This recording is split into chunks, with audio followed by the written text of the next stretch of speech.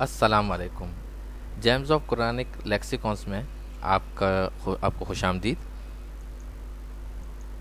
قرآن کی سورہ نمبر 11 آیت نمبر 69 میں اللہ تعالیٰ وہ واقعہ فرما رہے ہیں جہاں پہ فرشتے ملنے آتے ہیں حضرت ابراہیم علیہ السلام کو۔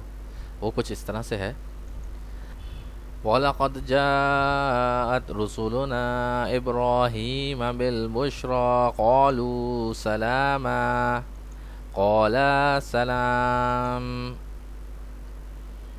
اور ہمارے بھیجے ہوئے پیغمبر ابراہیم کے پاس خوشخبری لے کر پہنچے اور سلام کہا، انہوں نے بھی جواب میں سلام دیا۔ رسولنا نکلا ہے رسول سے، یعنی کہ میسنجر یہاں پہ پیغام لانے والے کو بھی کہا جاتا ہے۔ تو یہاں پہ پیغام لانے والے سے مراد ہے آپ کا فرشتے، صحیح ہے۔ تو رسولنا ہمارے بھیجے ہوئے فرشتے یا ہمارے بھیجے ہوئے پیغمبر جو پیغام لائے۔ اس آیت میں فرشتوں نے بھی کہا، سب سے پہلے جب آئے تو انہوں نے گریٹنگ دی، سلام کی، صحیح ہے۔ انہوں نے کہا سلامن، اس کا مطلب سلام۔ اسی طرح ابراہیم علیہ السلام نے بھی کہا سلامن، اس کا مطلب بھی ہے سلام۔ مگر آپ نوٹ کریں کہ فرشتوں نے جو سلام کا ورڈ یوز کیا اس میں تنوین، دو زبر نظر آ رہے ہیں، یعنی کہ تنوین فتحہ، اردو میں عربک میں اس کو کہتے ہیں تنوین فتحہ، اردو میں ہم کہتے ہیں دو زبر، صحیح ہے۔ مگر ابراہیم علیہ السلام نے جو استعمال کیا ورڈ وہ تھا سلامن، اس میں میم کے اوپر دو پیش یعنی کہ تنوین ضمہ یوز ہوا۔ قولو سلامہ، فرشتوں نے بولا سلامن، قولا سلامن، انہوں نے کہا یعنی کہ ابراہیم علیہ السلام نے کہا سلامن۔ تو ایسا کیوں ہے؟ ایک ورڈ بھی یوز ہو سکتا تھا اگر دونوں کا مطلب سیم ہے، مگر ایسا بالکل بھی نہیں ہے۔ اس کے پیچھے ایک اور گرامیٹیکل انڈرسٹینڈنگ ہے، آپ کہہ لیں گرامیٹیکل کانٹیکسٹ ہے، اس کے امپورٹنٹ ہے، اور اس کے سمجھنے کے بعد آپ اس کی آیت کی اور خوبصورتی کا آپ کو اندازہ ہوگا۔ وہ کیسے، میں سمجھاتا ہوں آپ کو انشاءاللہ۔ سلامن جو ورڈ ہے وہ عربک میں یوز ہوا ہے ایز اے مصدر، صحیح ہے۔ اس کو انگلش میں کہتے ہیں وربل ناؤن یا جرنڈ، صحیح ہے۔ میں انشاءاللہ تعالیٰ اس کو آگے اور سمجھاتا ہوں، ابھی آپ مجھے صرف فالو کیجئے۔ سلامن یہ ورڈ آدھا یوز ہوا ہے، صحیح، سلام کا، مگر اگر اس کا کمپلیٹ آپ دیکھیں گے معنی، جیسے ہم لوگ بھی کبھی السلام علیکم ورحمۃ اللہ وبرکاتہ پورا نہیں کہتے، اکثر پورا کہتے ہیں، کبھی کبھی السلام بھی کہتے ہیں، کبھی سلام بھی کہتے ہیں، صحیح ہے۔ اسی طرح وہاں پہ جو قرآن میں بتایا گیا ہے وہ سلامن یوز ہوا ہے، مگر اگر اس کو پورا طرح سے پڑھیں تو یہ بنتا ہے نسلم سلامن۔ اس کا مطلب ہے وی گریٹ وتھ پیس، یعنی کہ ہم سلام پیش کرتے ہیں، یہ کہا تھا فرشتوں نے، صحیح ہے۔ ان کا جو پورا مطلب تھا کہنے کا وہ یہ تھا نسلم سلامن، صحیح ہے۔ اس طرح کے سینٹنسز کو وربل سینٹنس کہا جاتا ہے، انشاءاللہ میں آگے بتاتا ہوں اس کو۔ ابراہیم علیہ السلام نے جو ورڈ یوز کرا وہ تھا سلامن، یہ یوز ہوتا ہے ایز اے سبجیکٹ، مبتدا اردو میں، اور آپ کہہ لیں کہ عربک میں اس کو مبتدا کہتے ہیں، یعنی کہ as a subject of the sentence use ہوا ہے۔ سلامن کا اگر ہم کمپلیٹ پڑھیں گے تو یہ بنتا ہے السلام یا سلام علیکم، اس کا مطلب آتا ہے پیس بی اپون یو، یا آپ پر سلامتی ہو۔ اس طرح کے سینٹینسز کو کہا جاتا ہے نومینل سینٹینسز، صحیح ہے۔ اب دونوں میں فرق کیا ہے؟ سلامن نارمل وربل سینٹینس ہے۔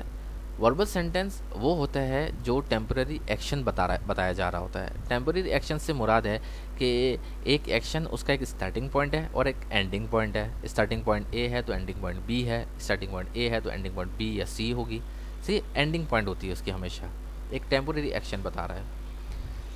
مگر نومینل سینٹینسز جو ہوتے ہیں وہ آپ کو ایک اسٹیٹ بتا رہے ہوتے ہیں یا کریکٹرسٹک بتا رہے ہوتے ہیں جو پرپیچول ہے، وہ کانسٹنٹ اسٹیٹ ہے اس کی، صحیح، اس کی نہ اینڈنگ ہے نہ کوئی بگننگ، ایک اسٹیٹ اور ایک کریکٹرسٹک بتا رہا ہے، صحیح ہے، جس کو ہم انگلش میں کہیں گے پرپیچول اسٹیٹ اس کی بتا رہا ہے، کانسٹنٹ اسٹیٹ۔ اس کی ایگزامپل ہم ایسے دیکھتے ہیں، یہ ایک وربل سینٹینس ہے، یقرأ الطالب الکتاب، صحیح ہے۔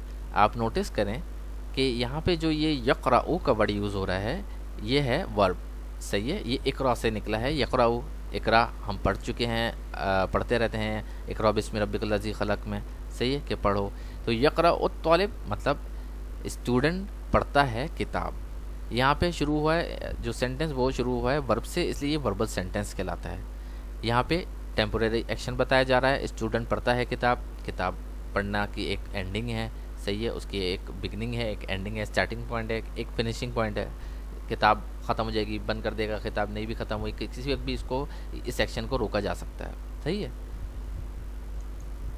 نومنل سینٹنس کی ایگزامپل آپ اس طرح دیکھیں، الطالب ذکی، دا اسٹوڈنٹ از اسمارٹ، وہ اسٹوڈنٹ ذہین ہے، صحیح ہے.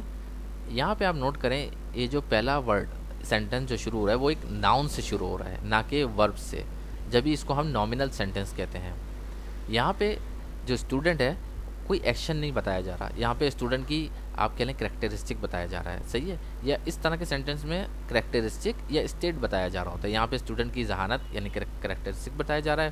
اسی طرح اگر میں بولوں کہ مدینہ از اے پیسفل سٹی، مدینہ ایک پیسفل شہر ہے، تو میں وہاں پہ اس کی اسٹیٹ یا میں کریکٹرسٹک بتا رہا ہوں مدینہ المنورہ کا، کہ بھائی وہ ایک پیسفل اسٹیٹ ہے، صحیح ہے، یہ پیسفل کنٹری ہے.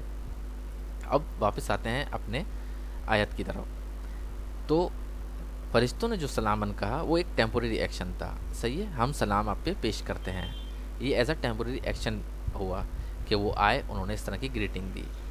مگر جب ابراہیم علیہ الصلوۃ والسلام نے کہا السلام علیکم، تو انہوں نے ان کو ایک طرح سے دعا دی، انہوں نے یہ کہا کہ آپ پر سلامتی ہو، جس کا ہم مطلب یہ بھی لے سکتے ہیں آپ پر سلامتی ہمیشہ رہے، صحیح ہے.